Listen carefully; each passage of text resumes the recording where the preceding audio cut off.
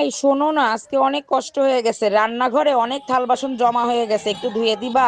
আমি মেয়ে ছেলে না, আমি পুরুষ মানুষ। এমন কাজের কথা বলবা যেটা পুরুষ মানুষরা করে।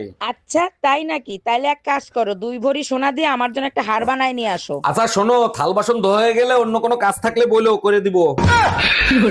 তোমরা মোবাইল ঘাটো তো? হ্যাঁ। মোবাইল ঘাটো? হ্যাঁ। আচ্ছা, মোবাইলের কোন জিনিস রান্না করে খাওয়া হয়? সিম। কি করে বললে তুমি? তোমার বুদ্ধি কোথায় থাকে? মাথায়।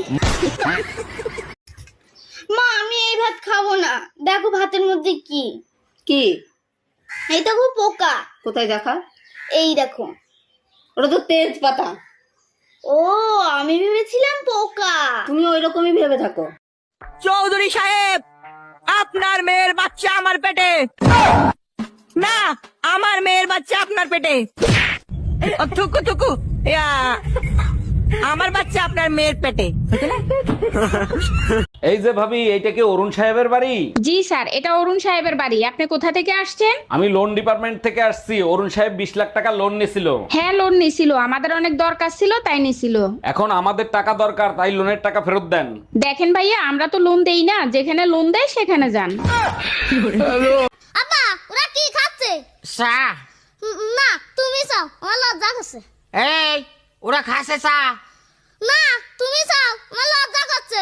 এই, মাই দিয়ে কিন্তু আর কিছু থবে না রে, কষ্ট ওরা খাচ্ছে চা।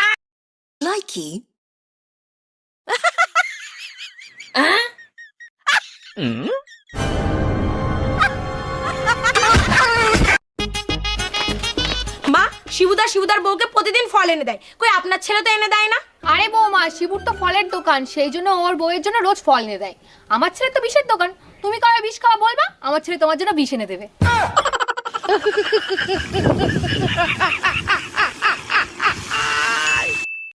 এই আজকে টিভিতে খবর দেখছো?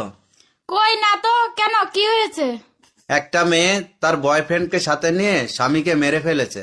তুমি চিন্তা করো না, আমার বয়ফ্রেন্ড এতটা খারাপ না। এই বলো তো, তোমার কোন এমন জিনিস যা তুমি ছাড়া কেউ দেখতে পাবে না?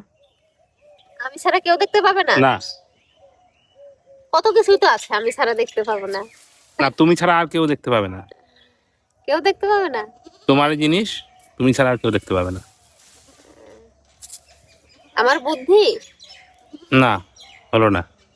তাহলে কি আমি জানি না। বন্ধুরা তোমরা বলো তো কি হবে? ভাবি, আগে দেখতাম মেয়ে গোছালো আরে ফিতা থাকতো আর গিট্টু দেয়া রাখতো, এখন দেয় না কে? এখন তো তোকে অত দেরি সহ্য হয় না। আমি পারি না, আর পারি না। ম্যাডাম, বাড়িতে একজন ভদ্রলোক এসেছেন। আসতে বলো। ম্যাডাম, বাড়িতে একজন ভদ্রলোক এসেছেন। আসতে বলো। ম্যাডাম, বাড়িতে একজন ভদ্রলোক এসেছেন। কখন থেকে বলছি আসতে বলো? আমি তো আসতে। ডাক্তার জলদি কিছু করেন, আমারে কুত্তায় কামড়াইছে। সর্বনাশ হয়েছে, আশ্বিন মাসে কুত্তা কামড়াইলে রোগী বাঁচানো দেয়। এগুলো কি বলেন ডাক্তার? তাইলে কি বাঁচার কোনো উপায় নাই? দেখেন, শেষ পর্যন্ত চেষ্টা করব। এখন যান, প্রেগন্যান্সি টেস্ট করে আসেন।